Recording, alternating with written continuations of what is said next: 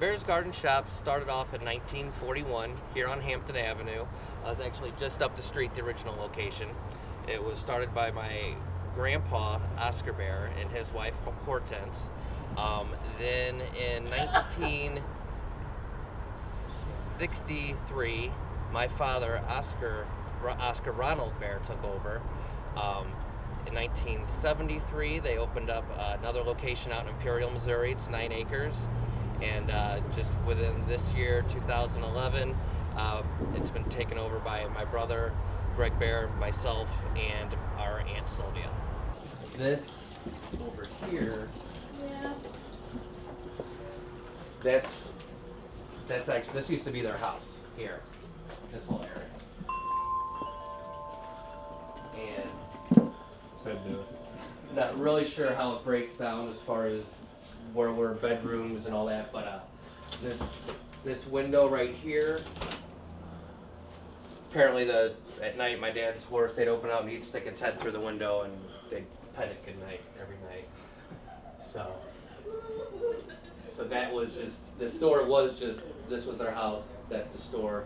They did more cut flowers, stuff like that. Describe your clientele a little bit and maybe the difference between Imperial's shoppers and Hampton's.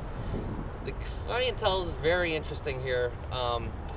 It's a little bit of everything. You've got young people who just bought a house.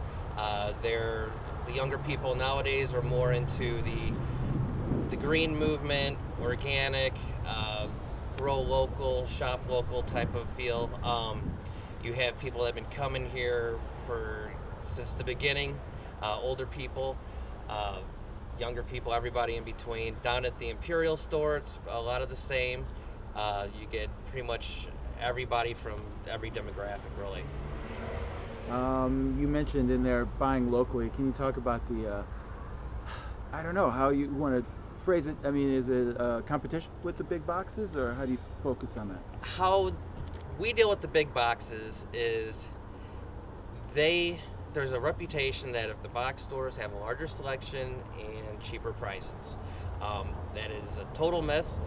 We have more of a selection here. A lot of stuff that you'll find here, you're not going to find in a box store. As far as price range, on nearly everything, we're as affordable, if not lower priced. The advantage is that if you come to a specialty shop like Bear's Garden Shop, you get people that have worked here 10, 20, 30 years that know their product. It's not an unknown fact that if you go to a box store, it's usually hard to find somebody that can give you an answer to whatever your question might be. I gotta say, as a car is squealing in the background, that having shopped here over the years, I've seen some pretty amazing driving feats. Oh yeah. Both good and bad. Can you kind of describe like what it's like on a busy May, June, Saturday afternoon? Yeah, in the height of spring, there's no off-street there's just street parking out here. There's no parking lots. There's been lots of close calls and lots of actual crashes. There was somebody one year jumped the curb, hit the telephone pole and went through the side of that building. There's stories of an older gentleman once took another older gentleman's parking spot. He got out of the car, went over, punched him in the face right through his window. But as far as the neighbors and everybody tend to go, they're all very kind, very nice. We try to, give back to the neighborhood as much as possible. Are you seeing any over the course of the year, from what some of the old timers are telling you? Are you seeing any trends in effect right now? Actually, I see a lot more young people like our age that are doing a lot more vegetable planting. I've noticed that a lot. Working outside, Jason was also talking about the action on Hampton. Can you tell us a little bit about just that environment? Well, I mean, I see a lot of traffic, but not a whole lot other than that, actually. A lot of dog walkers. You see any like crazy, like? One time we had a dog attack another dog, and Herb had to go out there and be the dog whisperer and kind of wrangle him and stuff.